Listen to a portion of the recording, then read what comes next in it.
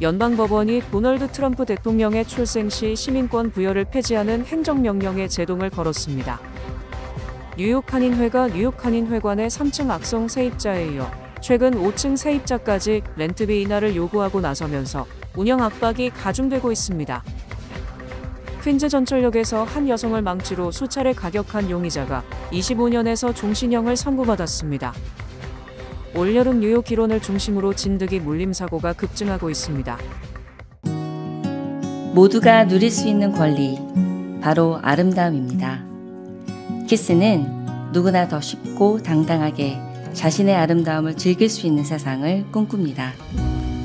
키스는 우리 모두의 미래가 더 아름답게 빛날 수 있도록 최선을 다할 것입니다. 당신의 아름다움의 모든 순간, 키스가 함께합니다.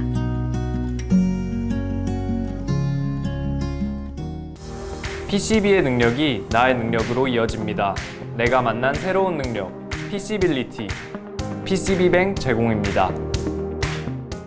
뉴햄프셔의 연방법원이 도널드 트럼프 대통령의 출생 시 시민권 부여를 폐지하는 행정명령에 제동을 걸었습니다.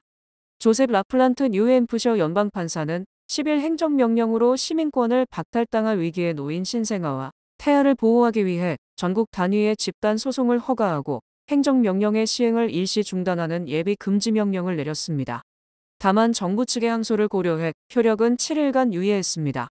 라플란트 판사는 심리 중이는 법원으로서 고민할 필요도 없는 결정이었다며 출생 시 시민권을 박탈하는 것은 오랫동안 유지되어 온 정책을 갑자기 바꾸는 것으로 회복할 수 없는 피해를 준다고 강조했습니다. 또 미국 시민권은 세상에서 가장 큰 특권이라고 덧붙였습니다. 이번 판결로 시민권 제한 행정명령은 27일 시행 예정이었으나 불가능해졌고 항소 여부와 법원 판단에 따라 법적 공방이 이어질 전망입니다. 뉴욕 한인회가 뉴욕 한인회관의 3층 악성 세입자 문제로 골머리를 앓고 있는 가운데 최근 5층 세입자까지 렌트비 인하를 요구하고 나서면서 운영 압박이 가중되고 있습니다. 뉴욕 한인회에 따르면 회관 5층에 거주하고 있는 한 세입자는 지난달 19일 이메일을 통해 렌트 안정법 및 로프트법에 따라 자신의 적정 월 렌트비는 $1,624지만 2022년부터 월 $4,800를 지불하는 등 초과 청구당했다고 주장했습니다. 이 세입자는 지난해 자신의 렌트비가 $4,953로 인상됐다며 2022년 리스 계약 기후 현재까지 초과 청구한 $117,909를 렌트 크레딧으로 돌려달라고 요청했습니다. 또한 이를 받아들이지 않을 경우 뉴욕시 로프트 위원회에 소송을 제기하겠다는 내용도 이메일에 적시됐습니다. 세입자는 자신의 법률 대리인이 산정했다는 월 렌트비 $1,624는 주택 및 커뮤니티 갱신국 지침과 지난 1993년 마지막 등록된 법정 임대료 월 $750에서 3% 보수적 인상률을 적용한 렌트비라는 주장입니다.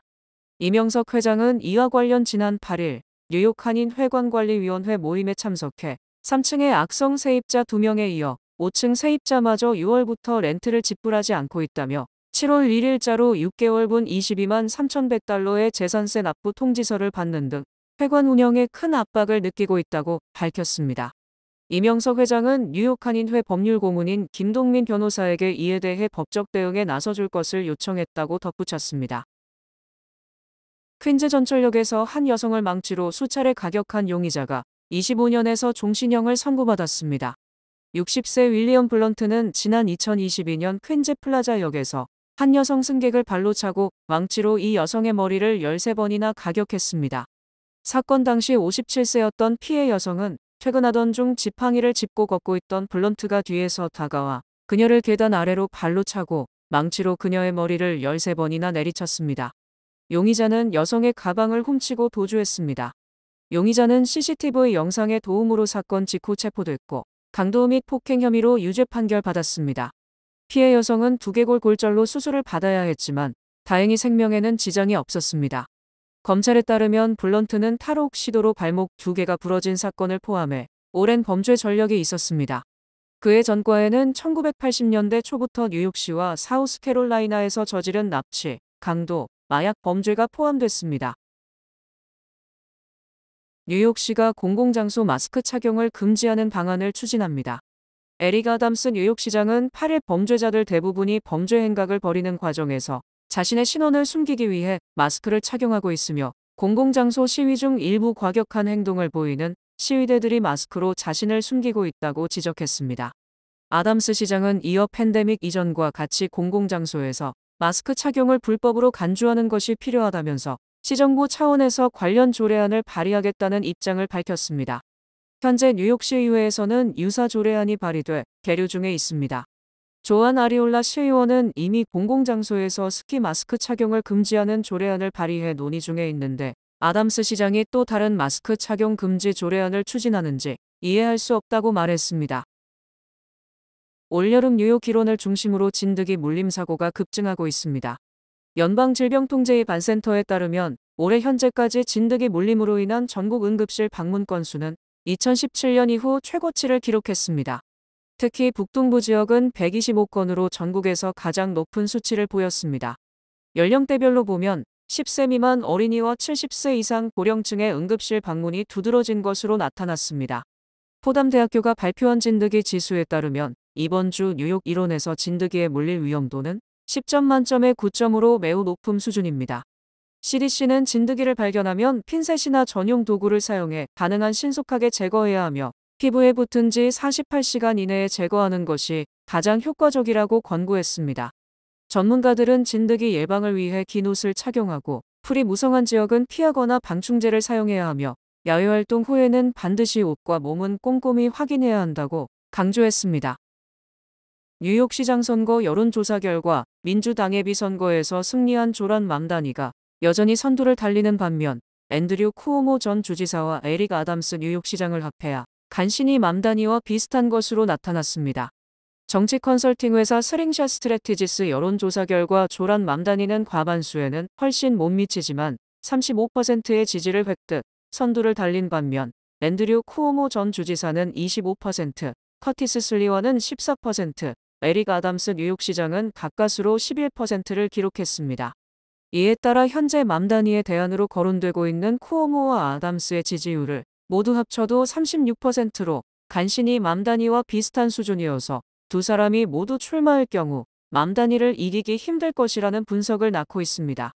특히 아담스 시장은 간신히 11%로 두 자릿수를 지켰지만 흑인 응답자 중 16%만이 아담스를 지지하는 것으로 나타났고 엉뚱하게도 공화당원 중 26%의 지지를 받은 것으로 드러났습니다. 만약 아담스 시장이 출마를 고집할 경우 쿠오모와의 경쟁으로 맘다니 반대 세력의 표를 분산시켜 맘다니가 어부지리를 얻을 수 있으며 역설적으로 아담스 시장이 캐스팅 보트를 쥐게 된 것으로 풀이됩니다. 이 조사에서 맘다니는 남성 유권자, 고졸 이하 학력의 유권자, 45세에서 64세 이하의 유권자층의 지지를 받지 못하는 것으로 드러났습니다. 특히 시외곽 지역에 거주하는 백인 주택 소유자가 맘다니에게 가장 회의적인 것으로 조사됐지만 이들이 과연 쿠오모나 아담스에게 표를 던질지는 미지수라는 지적입니다. 결국 맘다니 반대 세력인 쿠오모와 아담스가 교통정리를 하지 못하고 모두 출마할 경우 맘다니가 당선될 가능성이 큰 것으로 풀이됩니다. 트럼프 대통령의 관세 부과가 중국을 제외하면 한국과 일본에 가장 높게 부과됐으며 이들 핵심 동맹국의 부담이 가장 크다는 분석이 제기됐습니다. 국제신용평가사 피치는 미국의 실효관세율 모니터 보고서에서 미국의 올해 한국에 대한 실효관세율이 15.0%로 미국과 교역량이 많은 15개국 중 중국 41.4%, 일본 16.5%에 이어 세 번째로 높은 것으로 드러났습니다. 실효관세율은 미국이 특정 국가에서 거둔 관세 총액을 수입 총액으로 나눈 것으로 실질적으로 부과된 관세율을 의미합니다. 피치는 미국이 모든 국가에 부과한 기본관세 10%, 자동차 및 자동차 부품 관세 25%, 알루미늄과 철강 관세 50%를 반영해 실효관세율을 산출했습니다. 한국과 일본의 실효관세율이 높은 것은 자동차와 자동차 부품, 철강 등 관세율이 높은 품목에 미국 수출이 많기 때문입니다. 특히 트럼프 대통령의 관세 정책이 시작되기 전인 지난해의 실효관세율은 일본은 1.5%, 한국은 0.2%에 불과했으며 올 들어 일본은 14.9%포인트, 한국은 14.8%포인트 급등한 것입니다. 또 트럼프 행정부는 지난 6월 23일부터 냉장고와 세탁기, 건조기 등 가전제품에 사용된 철강에도 50% 관세를 부과해 한국은 더 큰 부담이 불가피한 실정입니다. 또 한국산 전기차 배터리의 주요 원료인 구리에도 8월 1일부터 50% 관세가 부과되고 반도체와 의약품에도 25% 관세 부과가 예상되며 이 경우 한국의 실효 관세율은 18.7%로 높아지게 됩니다. 즉 공교롭게도 한국의 주요 수출 품목에 대해 관세가 집중적으로 부과됨에 따라 한국과 일본 등이 직격탄을 맞은 것입니다. 현 미국 국방장관의 최측근이 주한미군을 현재의 3분의 1 수준인 1만 명 정도로 줄여야 한다고 주장 파문이 일고 있습니다. 댄 콜드웰 전 국방장관 수석 고문은 싱크탱크 국방우선순위를 통해 발표한 보고서에서 현재 2만 8,500명 수준인 주한미군을 대폭 철수시켜서 1만 명 정도만 한국에 주둔시켜야 한다고 주장했습니다. 지난 4월까지 피트 헤그세스 현 국방장관의 수석 고문을 지냈던 콜드웰은 주한미군 중에서 지상 전투병력 대부분과 2개 전투비행대대 등을 철수시켜야 한다고 권고했습니다. 콜드웰은 구체적으로 한국에서 기지방어와 관련되지 않은 모든 지상 전투부대와 육군통신, 정보, 본부부대와 지원부대, 유지부대 일부를 줄여야 한다. 한반도에서 순환 배치되는 전투여단과 육군 전투항공부대를 포함한 이보병사단 대부분을 철수해야 한다고 강조했습니다. 콜드웰은 동아시아에서 미군의 태세를 중국을 견제하고 미국 국익을 보호하는 방향으로 재편해야 한다며 이같이 주장했습니다. 콜드웰은 미국은 주한미군 기지에 있는 전투기 비행대대 2개를 미국으로 옮겨 한국 주둔 항공력을 줄여야 한다. 전투기와 함께 정비 및 지원부대 인력의 3분의 1도 미국으로 돌려보내야 한다고 밝혔습니다. 콜드웰의 주장대로라면 한국 주둔 미군 전력을 50% 이상 감축, 약 1만 명의 병력과 2개의 전투기 비행대대 및 지원 인력만 남게 됩니다. 콜드웰은 한국 주둔 병력을 줄여야 하는 이유에 대해 한반도의 영내 다른 지역에서 분쟁이 발생할 경우 미국이 한국 미군 기지를 제한 없이 이용할 수 있는 권한이 없고 이에 따라 유사시 한국 주둔 병력을 다른 지역으로 이동시키지 못한다고 지적했습니다. 즉, 미국이 대만 해협에서 중국과 충돌할 경우 한국이 주한미군의 개입에 반대, 이동에 제약을 가할 것이므로 아예 미군을 본토로 재배치하는 것이 더 낫다는 주장입니다. 샌프란시스코 등에서 인기를 끌고 있는 자율주행 택시 웨이모가 뉴욕시에서 시범 운행에 돌입했습니다. 구글의 모 회사 알파벳이 운영하는 자율주행 택시 웨이모는 이번 주에 뉴욕시에서 시범 운영에 들어갔으며 뉴욕주가 완전한 자율주행을 허용하지 않음에 따라 운전자는 계속 운전석에 앉아 있지만 실제로 운전을 하지는 않습니다. 웨이모는 X에 우리는 빅애플에서 운행 중입니다. 우리가 뉴욕에서 테스트를 시작했습니다. 뉴욕시에서 저희를 보면 손을 흔들어 주시고 사진을 찍어 주십시오라는 글을 올리며 시범 운행을 알렸습니다. 웨이모는 지난달 뉴욕시 교통국에 시범 운행 신청서를 제출했으며 뉴욕주 법률에 따라 자동차 운전자가 운전석에 앉은 채 자율주행을 할 것이라고 주장했습니다. 현재 뉴욕주 의회에는 지난 1월 자율주행을 허용하자는 여러 건의 법안이 발의됐지만 단 한 건도 심의가 이뤄지지 않고 있습니다. 웨이모는 지금까지의 테스트 결과 자율주행이 인간 운전자보다 더 우수하며 부상을 유발하는 교통사고를 크게 줄였다고 주장했습니다. 웨이모는 캘리포니아주 등에서 운행 결과 인간이 운전하는 차량 공유 서비스보다 부상을 유발하는 교통사고가 78%, 보행자와 관련한 교통사고가 93%, 자전거와 관련된 사고가 81% 각각 줄었다고 밝혔습니다. 이처럼 웨이모가 뉴욕시에서 시범 운행에 돌입하자 기존 택시 운전자 노조 등은 강력하게 반발하고 뉴욕주의회가 자율주행 택시를 허용해서는 안 된다고 주장했습니다. 뉴욕 택시 운전자 노조는 택시 자율주행이 허용되면 20만 명에 달하는 택시 노동자들이 직업을 잃게 된다. 또 하루 평균 100만 명의 택시 승객이 자율주행에 목숨을 맡겨야 한다며 자율주행 택시를 저지할 것이라고 강조했습니다. 뉴욕시는 웨이모 택시가 맨해튼과 브루클린의 브루클린 하이츠, 덤보, 브루클린 다운타운 등에서 운행하도록 허가했으며 뉴저지도 저지시티와 호보켄 등에서 시범 운행을 허가할 것으로 알려졌습니다. 현재 웨이모 자율주행 택시는 샌프란시스코, 로스앤젤레스, 조지아주 아틀란타와 아리조나주 피닉스, 텍사스주 오스틴 등에서는 완전히 상용화됐으며 현재 하루 평균 25만 회 운행되고 있습니다. 비밀 경호국이 트럼프 대통령의 후보 시절 피격 사건에 대한 책임을 물어 직원 6명에 대한 정직 처분을 내렸습니다. 비밀 경호국은 해당 직원들이 최소 10일, 최대 42일의 정직 처분을 받았으며 정직 기간 중에는 임금이나 복지 혜택을 받지 못하고 정직 뒤 복귀에도 경호 일선에 근무하지 못하며 제한된 업무를 받게 된다고 밝혔습니다. 비밀 경호국은 이들 직원이 지난해 7월 13일 트럼프 대통령의 펜실베이니아주 버틀러유세 때 암살 시도를 막지 못했으므로 징계 조치로 정직 처분을 받은 것이라고 설명했습니다. 당시 비밀 경호국은 범인 크룩스가 유세장 인근 건물에 지붕에 있다는 사실을 사전에 확인하고도 이를 차단하지 않은 것으로 드러나 경호 실패라는 비판을 받아왔습니다. 또 2달 뒤인 9월 15일 트럼프가 플로리다주 골프장에서 골프를 치던 중 두 번째 암살 시도가 드러남으로써 킴벌리 치틀 비밀 경호국 국장의 경호 실패에 책임을 지고 사퇴했었습니다. 그 뒤 연방의회까지 나서서 피격 사건 진상규명 청문회를 열었고 지난해 12월 연방하원은 비밀 경호국이 경험이 부족한 직원에게 중요한 역할을 맡김으로써 경호 실패를 초래했다고 지적했었습니다. 비밀 경호국은 이 같은 경호 실패뿐 아니라 이전에도 해외 순방 등에서도 술판을 벌이거나 현지 여성들을 농락하거나 성매매를 한 사실이 드러나기도 했었습니다. 트럼프 대통령의 관세 정책 여파로 미국의 중국산 의류 수입액이 22년 만에 최저 수준을 기록했습니다.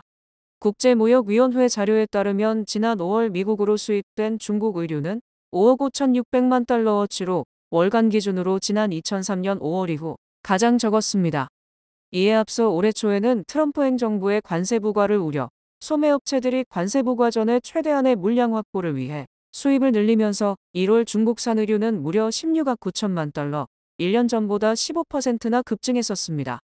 하지만 2월부터는 중국산 의류 수입액이 4개월 연속 하락했고 마침내 22년 만에 최저 수준으로 급감한 것입니다. 로이터 통신은 중국이 최근 수년간 미국의 최대 의류 수출국이었지만 관세 문제가 발생하면서 미국 의류 시장에서 중국 점유율이 하락했다고 보도했습니다. 또 미국 수입업체들은 2023년 중반 이후 중국이 아닌 동남아 시장으로 수입선을 돌리고 있으며 멕시코산 의류 수입도 크게 늘었습니다. 글로벌 공급망 컨설팅 업체는 지난 5월 미국의 멕시코산 의류 수입액이 2억 5,900만 달러로 1년 전보다 12% 증가했다고 밝혔습니다. 이에 대해 의류 전문가는 미국과 중국의 무역 합의에도 불구하고 불안감이 여전하다. 미국 패션 기업들이 중국에 대한 의존도를 더 줄일 것이라고 예상했습니다. 뉴뱅크와 함께 꿈의 집을 마련하세요. 빠른 승인, 맞춤형 서비스, 전문가 상담, 지역 전문성, 경쟁력 있는 이자율, 뉴뱅크가 주택 소유를 쉽고 간편하게 모든 단계에서 도움을 드립니다. 지금 바로 가까운 뉴뱅크 지점을 방문해서 홈모기지 대출 상품에 대해 문의하세요. 뉴뱅크 제공입니다.